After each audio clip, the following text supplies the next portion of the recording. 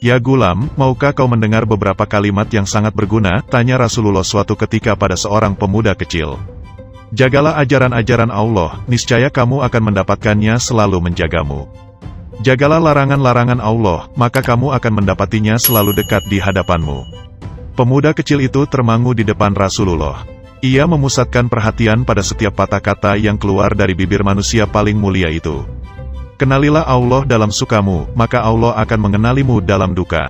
Bila kamu meminta, mintalah kepadanya. Jika kamu butuh pertolongan, memohonlah kepadanya.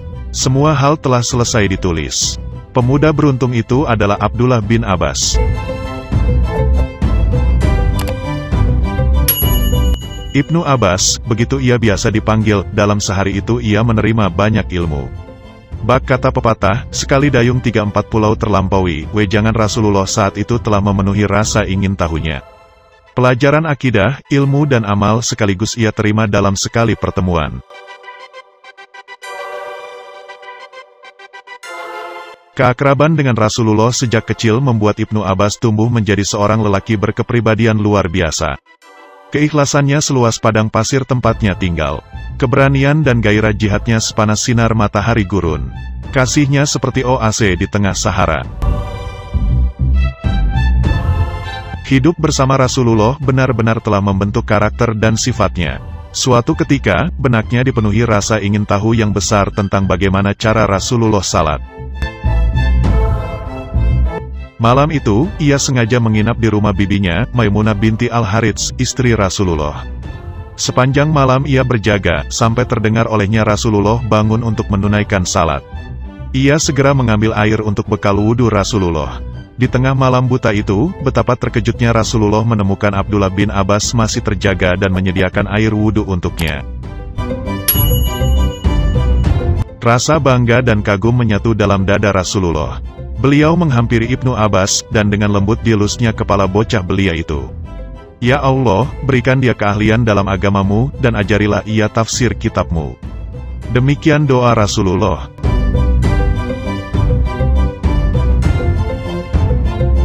Abdullah bin Abbas lahir 3 tahun sebelum Rasulullah hijrah. Saat Rasulullah wafat, ia masih sangat belia, 13 tahun umurnya. Semasa hidupnya, Rasulullah benar-benar akrab dengan mereka yang hampir seusia dengan Abdullah bin Abbas. Ada Ali bin Abi Thalib, Usama bin Zaid dan sahabat-sahabat kecil lainnya. Saat Rasulullah wafat, Ibnu Abbas benar-benar merasa kehilangan. Sosok yang menjadi panutannya, kini telah tiada.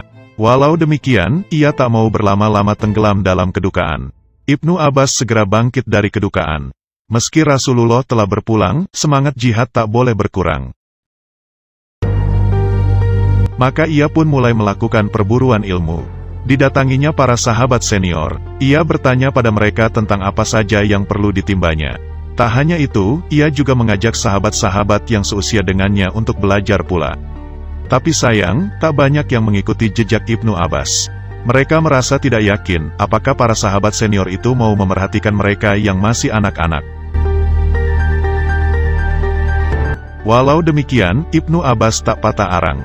Ia ketuk satu pintu dan berpindah ke pintu lain, dari rumah-rumah para sahabat Rasulullah. Tak jarang ia harus tidur di depan rumah mereka, karena para sahabat tengah istirahat. Namun betapa terkejutnya mereka begitu melihat Ibnu Abbas tidur di depan pintu rumah. "Wahai keponakan Rasulullah, kenapa tidak kami saja yang menemuimu?" kata para sahabat yang menemukan Ibnu Abbas di depan rumah mereka. "Tidak, akulah yang mesti mendatangi Anda," jawabnya. Demikianlah kehidupan Ibnu Abbas, hingga kelak ia benar-benar menjadi seorang pemuda dengan ilmu dan pengetahuan yang tinggi. Karena tingginya dan tak berimbang dengan usianya, ada yang bertanya tentangnya. "Bagaimana Anda mendapatkan ilmu ini, wahai Ibnu Abbas?" Dengan lidah dan gemar bertanya, dengan akal yang suka berpikir, demikian jawabnya. Karena ketinggian ilmunya itulah, ia kerap menjadi kawan dan lawan diskusi para sahabat senior. Umar bin Al-Khattab misalnya, selalu memanggil Ibnu Abbas untuk duduk bersama dalam sebuah musyawarah. Pendapat-pendapatnya selalu didengar karena keilmuannya. Sampai-sampai Amirul Mukminin kedua itu memberi julukan kepada Ibnu Abbas sebagai pemuda tua. Doa Rasulullah yang meminta kepada Allah agar menjadikan Ibnu Abbas sebagai seorang yang mengerti perkara agama telah terwujud kiranya. Ibnu Abbas adalah tempat bertanya karena kegemarannya bertanya. Ibnu Abbas tempat mencari ilmu karena kegemarannya terhadap ilmu. Di usianya yang ke-71 tahun, Allah Subhanahu wa Ta'ala memanggilnya. Saat itu umat Islam benar-benar kehilangan seorang dengan kemampuan dan pengetahuan yang luar biasa. Hari ini telah wafat ulama umat, kata Abu Hurairah menggambarkan rasa kehilangannya.